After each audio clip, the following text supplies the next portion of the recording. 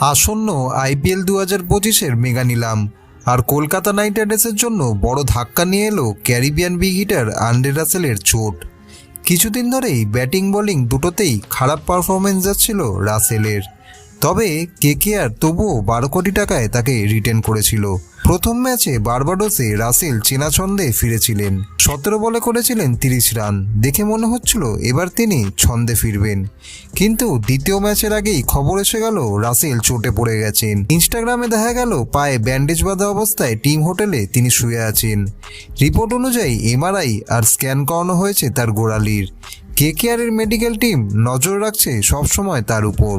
এই রিপোর্টগুলোই ঠিক করবে রাসেল আইপিএলে আদৌ ফিরতে পারবেন কি না।